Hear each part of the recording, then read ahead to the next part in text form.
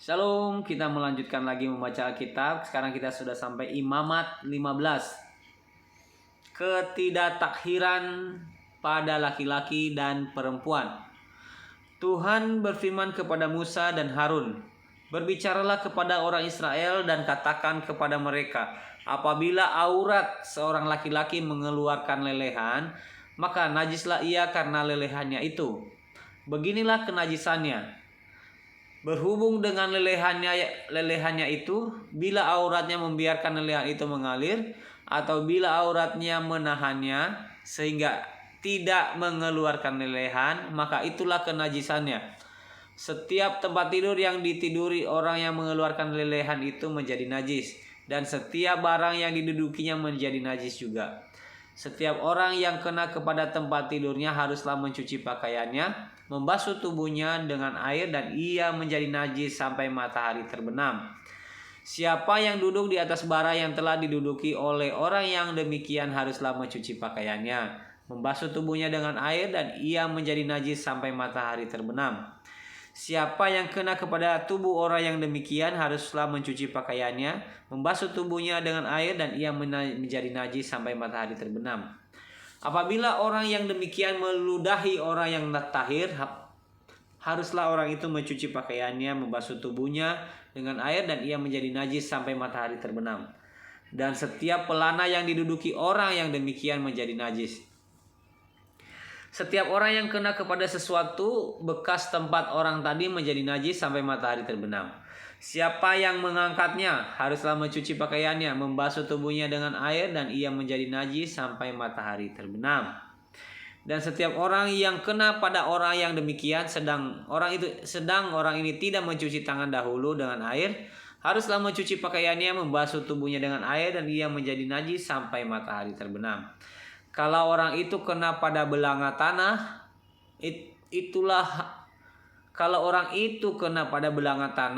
itu haruslah dipecahkan, dan setiap perkakas kayu haruslah dicuci dengan air.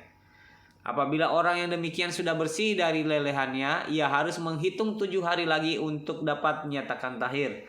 Lalu mencuci pakaiannya, membasuh tubuhnya dengan air mengalir, maka ia menjadi tahir. Pada hari yang ke-8 ia harus mengambil 2 ekor burung tekukur atau 2 ekor anak burung merpati dan datang ke hadapan Tuhan ke pintu kemah pertemuan dan menyerahkan burung-burung itu kepada imam. Lalu imam harus mempersembahkannya, yang seekor sebagai korban penghapus dosa dan yang seekor lagi sebagai korban bakaran. Dengan demikian imam mengadakan pendamaian bagi orang itu di hadapan Tuhan karena lelehannya. Apabila seorang laki-laki bertumpah maninya, ia harus membasuh seluruh tubuhnya dengan air, dan ia menjadi najis sampai matahari terbenam. Setiap pakaian dan setiap kulit yang kena tumpahan mani itu haruslah dicuci dengan air dan menjadi najis sampai matahari terbenam.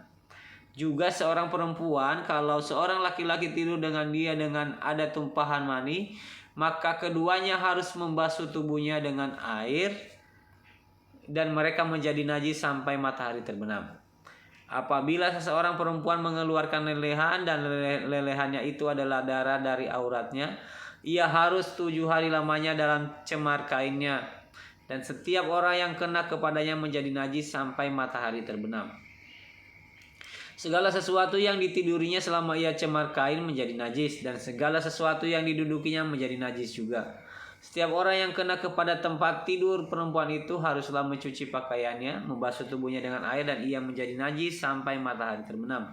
Setiap orang yang kena kepada suatu barang yang diduduki perempuan itu haruslah mencuci pakaiannya, membasuh diri dengan air, dan menjadi najis sampai matahari terbenam. Juga pada waktu ia kena kepada sesuatu yang ada di tempat tidur atau di atas bara yang diduduki perempuan itu, ia menjadi najis sampai matahari terbenam. Jikalau seorang laki-laki tidur dengan perempuan itu dan ia kena cemar kain perempuan itu, maka ia menjadi najis selama 7 hari. Dan setiap tempat tidur yang ditidurinya menjadi najis juga.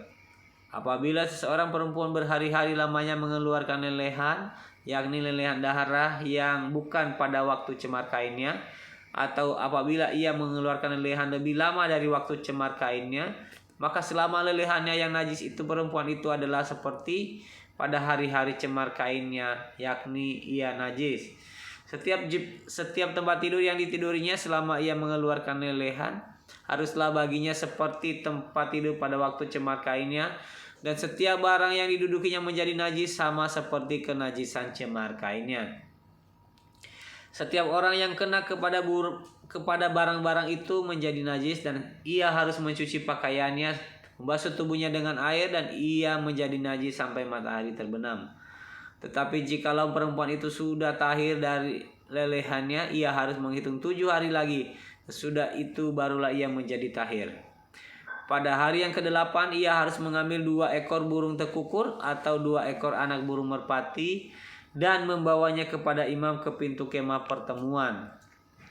Imam harus mempersembahkannya yang seekor sebagai korban penghapus dosa dan yang seekor lagi sebagai korban bakaran. Dengan demikian imam mengadakan pendamaian bagi orang itu di hadapan Tuhan karena lelehannya yang najis itu. Begitulah kamu harus menghindarkan orang Israel dari kenajisannya, supaya mereka jangan mati di dalam kenajisannya bila mereka menajiskan kemah suciku yang ada di tengah-tengah mereka itu. Itulah hukum tentang seorang laki-laki yang mengeluarkan lelehan atau yang tertumpah maninya yang menyebabkan dia najis, dan tentang seorang perempuan yang tercemar kain, dan tentang seseorang baik laki-laki maupun perempuan yang mengeluarkan lelehan, dan tentang laki-laki yang tidur dengan perempuan yang najis. Demikian membaca Imamat 15. Terima kasih, Tuhan Yesus memberkati. Shalom.